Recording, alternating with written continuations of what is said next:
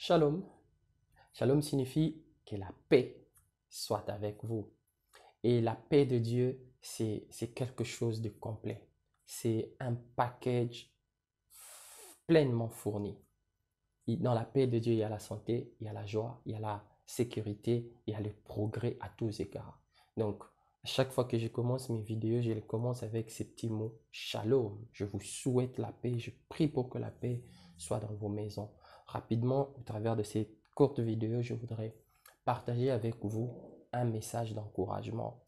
Je m'appuie sur des faits bibliques pour t'encourager. T'encourager, toi qui traverses ces moments difficiles, ces moments où tu te poses des questions. Voici, il y a quelque chose que dans mes méditations, j'ai découvert dans la Bible. Cette chose commence dans le livre de la Genèse et ça se répète un peu plus dans la Bible. Voici la vérité.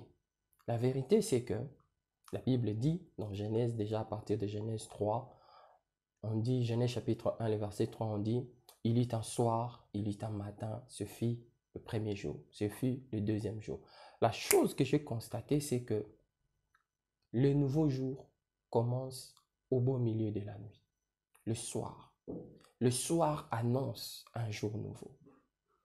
Le soir annonce un jour nouveau. Je voudrais que par cette vidéo, l'Esprit de Dieu t'ouvre l'intelligence pour que tu apprennes à regarder autrement, que tu changes ton regard sur toute chose qui peut s'interpréter comme un soir dans ta vie. Le soir annonce un nouveau jour.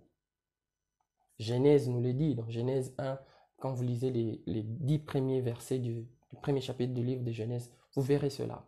Ce fut, il eut un soir, il eut un matin, ce fut le premier jour. Le premier jour a aussi commencé, précédé par un soir, par une nuit. Tu es peut-être en train de traverser un soir dans un domaine de la vie où tu pleures. Vous savez, quand c'est la nuit, c'est stressant, c'est terrible. À cause de l'obscurité, on perd, on sent le sens de l'équilibre se réduire. Pour rien, on peut perdre le contrôle parce que c'est la nuit.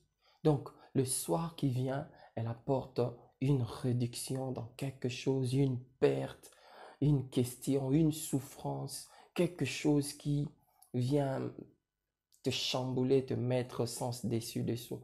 Je voudrais que tu comprennes que le Seigneur utilise le soir comme un précurseur du jour nouveau. Donc, c'est les ténèbres qui annoncent la lumière. Vois les choses comme cela. La deuxième fois où on voit les nouvelles choses être précédées par une nuit, c'est le jour de la sortie des enfants d'Israël de l'Égypte. Là, nous sommes dans le chapitre 12 du livre d'Exode. On dit que le jour, les heures qui ont précédé l'Exode ont été caractérisées par une nuit sombre. L'ange de l'Éternel a campé entre les armées de Pharaon qui poursuivaient Moïse et les enfants d'Israël. Et du côté des Égyptiens, il y avait un sombre ténèbre. Donc, il y avait une nuit. Et du côté des enfants d'Israël, alors que Dieu était en train de séparer la mer, il y avait une lumière. Bien-aimé, je te prie, au nom de Jésus, apprends à comprendre que le soir que tu vis, elles ne sont que des signes qui viennent annoncer un nouveau jour dans ta vie. Encore une fois, le ténèbre avait précédé un jour de victoire, une grande victoire. Quand nous lisons les évangiles autour de la mort de Christ, on dit que Christ a été crucifié à 9 heures du matin et à partir de 12 heures jusqu'à 15 heures, il y eut un ténèbre, profond ténèbre. Alléluia. Encore une fois, nous voyons une nuit qui précède un jour nouveau. Et là, lorsque Christ mourait, c'était le jour, c'était la préparation de ce grand jour de victoire, cette journée de victoire éternelle. Christ, sa mort, on dit que quand il est mort, le rideau du temple s'est déchiré en deux. Image prophétique qui voulait nous enseigner et nous amener à comprendre que notre Dieu intervient dans chacune de nos nuits. Et là, au beau milieu de ces nuits de problèmes, ces nuits de pleurs, ces nuits de déception, ces nuits de questions, il déploie toute sa puissance pour enfanter un jour puissant, un jour glorieux, un jour dont l'éclat n'est pas semblable à quelque chose qui est déjà vécu sur la terre. Et écoutez maintenant la sagesse de Dieu. Dans Apocalypse chapitre 3, le verset 20, le Seigneur dit, « Voici, je me tiens à la porte et je frappe.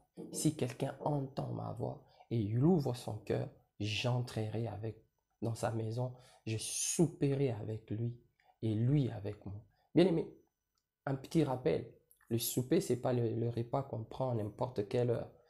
La journée commence avec un déjeuner, à midi, on prend un dîner, et le soir, on prend quelque chose de léger pour nous accompagner pendant le repos du sommeil. Et on prend du souper, on prend la soupe le soir. Encore une fois, par ces termes, Jésus montre qu'il est intéressé à chaque chose que tu peux regarder comme une fin dans ta vie, comme un soir. Et regarde la sagesse de Dieu. Le Seigneur veut que tu lui invites dans chacune des soirs de ta vie afin que le jour qui vient puisse révéler sa grandeur, puisse révéler ce que seule sa main peut accomplir. Pour toi qui es encore dans cette nuit, parce que tu n'as pas donné ta vie à Jésus, je t'invite à faire cette prière, mais je ne vais pas te forcer. Je vais simplement t'encourager à le faire et fais-le de manière consentie. Ce sera pour toi la porte que tu vas ouvrir par la foi à ces grands jours. Vous savez, Jésus, on l'appelle le soleil, l'étoile brillante du matin. C'est Jésus qui commence à faire exister tout le bon début que tu n'as pas encore goûté dans ta vie. Si tu l'invites dans ta vie, tu seras étonné de combien et de comment est-ce qu'il va inaugurer de jours nouveaux. Je parle au pluriel. Cette prière, elle est simple, elle est courte. Tu peux m'entendre, tu peux t'inspirer de mes mots pour ensuite les utiliser ou tu peux faire une pause et prier en utilisant tes propres mots. Je voudrais que tu pries avec moi. Dis ceci, répète-le après moi. Seigneur Jésus, j'ai entendu ta parole. Elle m'a restauré, elle m'a réconforté. Je voudrais que toi qui commences le nouveau jour en le faisant précéder de nuit, que tu entres dans ma vie. Tu es capable de me faire vivre un jour nouveau. Je t'appelle aujourd'hui. Fais de moi un enfant de Dieu. Inscris mon nom dans ton livre de vie. Au nom de Jésus-Christ. Amen. Que le nom du Seigneur soit béni. Nous, c'est La Croix Ma Vie. Et nous publions nos vidéos à raison de 2 fois la semaine, tous les mardis à 9 h temps universel et tous les samedis à 9 h temps universel. Que le nom du Seigneur soit béni. Shalom chez vous.